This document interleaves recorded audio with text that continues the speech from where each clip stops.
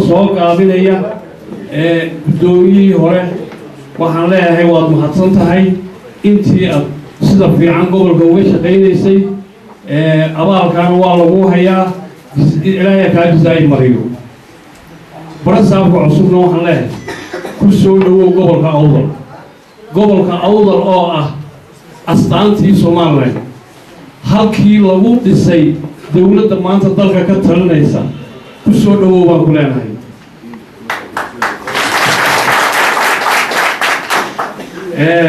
iyada oo muddo fara badan loo fadhiyay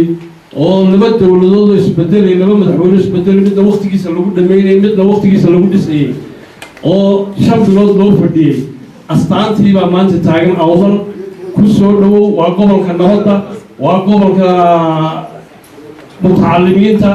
waa gobolka nabadda ku soo dhawow gudoomiye wasalaam calaykum wada go'day xafladii kale waayo waxaan ku soo dhaweynaynaa barasaab cusub oo bedelay barasaabkii hore awal way jirtay inay isbedelaan barasaabyadu oo barasaab hore oo joogay baa mid kale la keenay jiro isla suuq si garis maanta waa munaasabad ka duwan kuwii hore dawladdii waxay garatay sidii dawladnimo in barasaabadii gobollada la isku bedelo oo barasaab waliba gobolkii uu ka soo jeeday maana gobol kale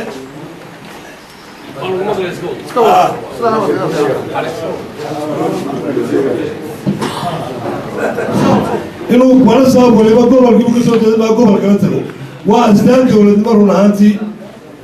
waxaan maanta soo dhaweynaynaa oo aan leenahay soo dhawow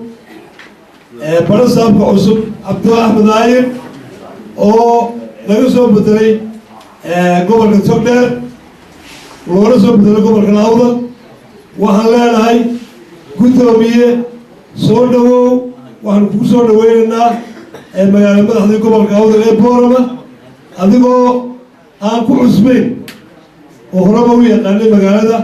maantana aad ka noqonaysid mas-uulkii u sarreeyey ee gobolka waxaanu ku leenahay waanu ku soo dhaweynaynaa soo dhawow waxaananu diyaar kuula nahay inaanu kula shaqayno oo haddaanu madax dhaqmeedka nahay iyo ururada bulshada oo dhan inaan si joogta aan kula shaqayno ayaanu ballan qaaday guddoomiyihii hore ee gobolka oo run ahaantii aada u shaqeeyey isna waxaan leenahay jasaakumullah khayr si fiican baad u shaqaysay waddankaagii baad u shaqaysay gobolkaagii baad u shaqaysay maantana waxaanu ku leenahay iska naso haddii alla yidhaahdana hawlahaagii kale ee badnaa baad ku foofi doontaa waktigii lagu baadana kulley haddii ilaahay idmo xil dambe ayaad qaban doontaa haddii alla yidhaah markaa maanta isna waxaanu leenahay aad iyo aad iyo aad ayaan kugu bogaadinaynaa muddadii aad joogtay gobolka iyo hawli aad ka haysay waxaan leeyahay munaasabadda sidii waa kan caafiya soo eegaya cabdi axmed aayin oo aynu ognahay waxqabadka uu ka soo qabtay gobolka togdheer aynu ka wada dheegsannahay waxaan leeyahay guddoomiye halkanna waxaa kuu taalla hawl fara badan oo doonaysa inaad wax ka qabatid haddii aad shalay aada qurbaha tagtay oo eerboorkii burco aad u soo dadaashay eerboorkii boormil uu ku sugaya annaguna waanu kula shaqaynaynaa waxaanu kuleenahay soo dhawow gacmo furan baan kugu soo dhaweynaynaa wada shaqayn baan kugu rajaynaynaa waxaan leenahay waa gobolkaagii iyo dadkaagii oo ku jecel si fiican u soo dhawow waanaanu kula shaqaynaynaa wasalaamu calaykum in maaragtay dee innaguna xaq baanu leenahay inaan soo dhaweyno waxaan leeyahay barasaabkii hore master sidci saaxiibkay aad iyo aad baad umahadsan tahay gobolka si fiican baad soo shaqaysay si hagarla-aan u soo shaqaysay waxaanu ku sakootaynaa duco iyo ku sakootaynaa waxaanu ku sakootaynaa duco darajadaad ka saraysa ilaahay ku siiyo weliba waxa u dheeraa wuxuu ka dhashay qoyskii dee ugaasyada inoo ahaan jiray ama imikaba intaa loogu dheeray barasaabka cusub ee yimid waxaa leehay labada biig boorib iyo burco waa isku mid meel kale maa tegine dee burcubaka timid oo booribana waa timid soo dhawow waxaan leeyahay hadalka badin baayo waa ku soo dhaweynayna aad baa kuu soo dhaweynayna sidii hariba loo yidhi waa kula shaqaynayna waxaan kula shaqaynaynaa inaan ka ilaalino arrimaha gobolka ama waddankaba darooshin inaan iska ilaalino darooshin inaan ilaalino warxumatashiil hadda waxbaa jira warxumatashiilkaa badan waxbaa la dhuraa wax allo wax ka jiraa gobolkan wax laga sheega ma jiro ku soo dhawow uu caafimaad qabaa waa kii uu ahaan jiray weeyaan nabadgelyadii weeye qiimiyaha waxaa uu leeyahay tamaaragtay isku beddelka ma garanaysaa in gobolladana waa soo dhaweynaya haddii maaragtay awal ay ahayd gobol walba ha lagu asturo kii u dhashay kii lagu asturo tani waxay caddaynaysaa in dee somalilan ay tahay ma garanaysaa dawlad ma garanaysaa hana u batay mid walba u ka shaqayn karo nin walba u ka shaqayn karo gacku doono oo burco ka shaqayn karo ceerigaabo kii booraba ku dhashay ceerigaabo loo bedelo kii burco ka shaqeeyay halka la keeno dee waa taasina waa dhaqankeennii waa tallaabo hore loo qaaday oo kuwii hore lamid ahun waxaan leeyahay waad baadsantihiin waftiga dhammaantiin waxaan leeyahay waad baadsantihiin waan soo dhaweynaa gaar ahaan nabarsaab cusub aan soo dhaweynaynaa si cida wasakooteen assalaamu calaykum waraxmatullah waxaa la yidhahdaa dambeeyada doorkii qabay weeye waxaan isku wada anigu horta la berkoow inaan ka ahaa munaasabadan meesha laakiin kii u dambeeyey buu sheegay caafi halkaa waxaan leeyahay sidaa isagaa yidhi inta kale lama qabtaan u malaynaya isagana yidhi inta kale lama qabtaan u malaynaya waxaa weeyaan kolley hebelkii baa fara badatay soo dhawaynta waxaan ka qabaa salaadiintii iga horraysay inaan la intaay magacowday baan aniguna kala qabaa waxaa ii saayida sheekha beledka boorame oonan midna soo qaadin baan leeahay haddii la dhahdo salaada u horraysa ku soo dhawow insha allah waa sheekha beledka ilooba ma kow in laga bilaabaaba isagaa baan lehay waxaan leeyahay halkaa inta ka dambaysana waxaan leeyahay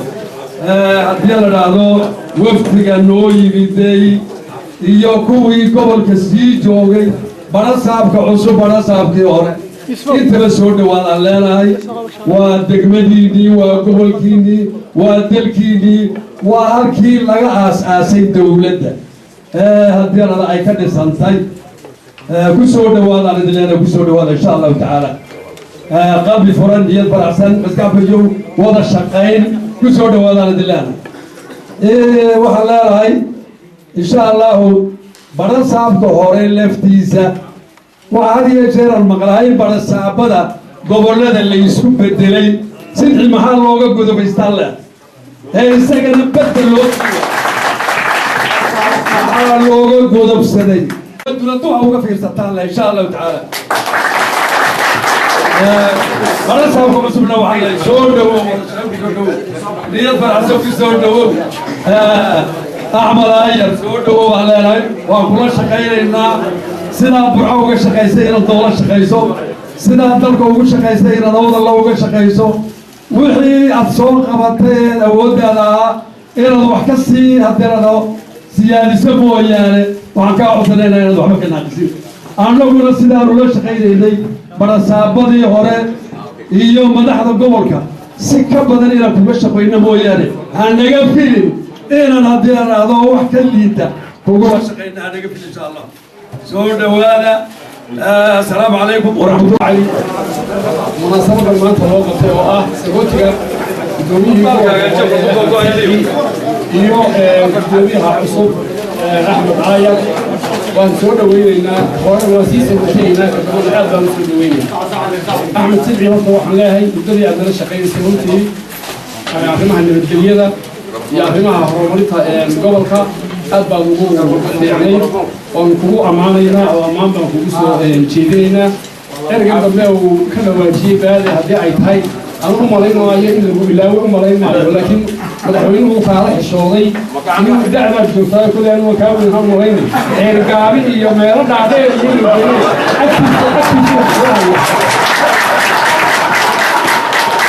agtiisa meelaha agtiisa kama fogaanayso marna alla waxaan rumaysanay إن حديث أنت تمارين ساجون جون وهو من إن شاء الله تعالى ما شاء الله حصل مقعود عاير ولد من ضمن الجيران صلوات الله وسلامه عليه وقيل أنا وصل هاي أنا وصل سيا مركزولي نبى أنا وصل سيا مقعابي مركزولي حربي مركزولي والله فريسي مثل كعي اسمه إيه مقعابولي مربول وضعر والله فريسي مثل كعي مقعابولي يعيش بولي إحنا بلنا أنت وقالوا نوصل وكم مقع في عمل يتفاعل آية ما شاء الله قوة كم وقوة البحر وكسر جيدا حضاري زي لعب وكسر جيدا تذكري زي ما كان سكاشة كسر وضعي مقال البور مرسلية برعية انت على اسمه وقال طول الباب وقال طبعا قرن يهور هالكي وزك اللي جنب يعملي بربرية زي العمبلي البحر ما قبل كمية يهور زي لعب كسر جيدا واحد كل يبقى قبل عام وهي هي inuu dadka la shaqeeyo ka gudihiisa iyo ka dibadda uu la shaqeeyo oo si fiican ula shaqeeyo caam oo ku yahay adagana waxaan rumaysanahay oo nimaysanahay muddadii aad gurca joogtay abaabkay hawshaas eragii laga dhawaajiyay wax jira weeyaan xaggii mashaariic laba arrimood baa ku sugaya mid waxa weeyaan nabadgelyada midna waxa weeyaan maamulka isbeddelka laamaha maamulka sidii ay inaad ilaaliso habka xabsiga socodka hawlaha laamaha dawladda xafiisna ma fadhiisanaysid sidoo loo kakana ma dhex fadhiisanaysid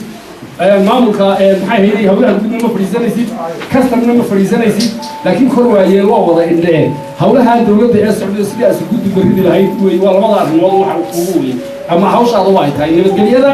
iyo hawlaha maamulka dawladnimo qaabka uu socon doono annaguna hadaan culimada nahay waa ka caawinaynaa waa kala shaqeynaa ragga madaxda ahaa hore guddiga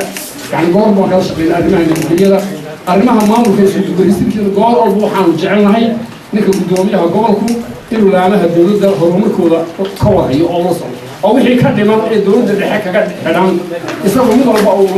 la xiriiriyo dad badan baa iga dambeeya ma odaygii hore ee sidci raalli ah wadii odaynimada xilliga haddaan odagu dhimanaa sidci barasaabkii hore oo maca salaama ayaanu leenahay gudoomiyaha gobolka ee cusub aayarna oo ku soo dhaweynaynaa